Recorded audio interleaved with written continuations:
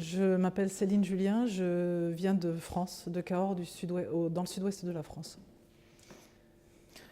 C'est la première fois que je viens et j'ai été déjà très impressionnée par tout ce qui était fait et la manière dont dont l'EIDAL peut notamment accompagner les projets. Je trouve que c'est quelque chose de très intéressant. C'est déconnecté du politique aussi, donc ça apporte des avis, des expertises qui peuvent être très utiles pour les projets. Mais en France, on est structuré un petit peu différemment. J'ai été très impressionnée par le site de Transfo.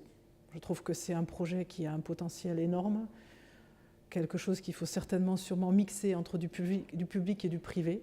Mais il y a vraiment quelque chose de très intéressant qui me fait penser, nous, à un bâtiment très important qui est l'ancienne prison de Cahors, qui est dans le secteur ancien, donc c'est une prison médiévale. Et le site est tellement grand qu'on peut faire aussi beaucoup de choses. Donc on se dit qu'on ne sait pas par où commencer. Là on se dit que si c'est possible, voilà, il faut juste accepter de prendre du temps.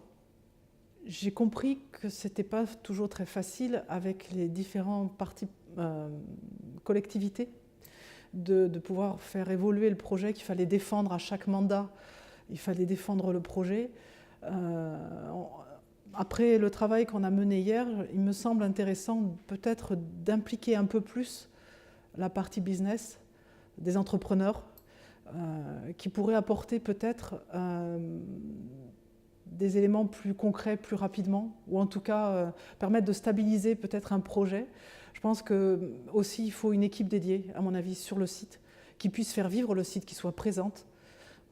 Il y a un point d'information, c'est bien, mais il n'y a pas de relation humaine, donc je pense que ça manque et il faut quelque chose comme ça qui permette de créer du lien, d'avoir un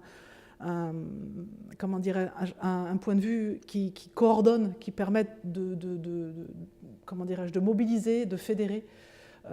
Et je pense qu'une équipe dédiée et pas plusieurs intervenants qui disent « Ah ben non, là c'est mon champ d'intervention, ah non, là moi je peux pas, je suis pas compétent ». Enfin, c'est dommage, c'est vraiment un projet qui a un potentiel énorme. Je trouve que vraiment ça mérite une équipe dédiée.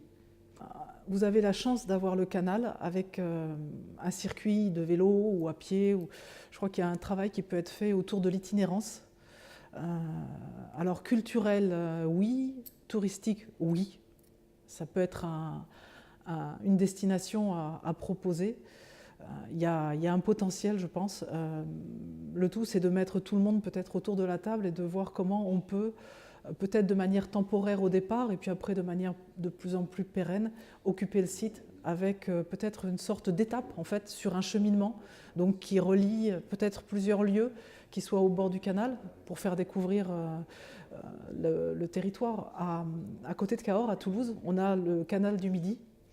Il est très connu et c'est quelque chose qui est très recherché par les touristes qui veulent, qui veulent bouger, qui veulent faire par exemple passer une semaine à vélo ou en bateau. C'est des destinations, des offres touristiques qui peuvent être très intéressantes. Et ça me semble pouvoir être une étape, pas en piscine, mais peut-être en lieu qui soit à la fois vivant culturellement, qui offre des accommodations, je ne trouve plus le mot en français du coup, des offres, des services, voilà.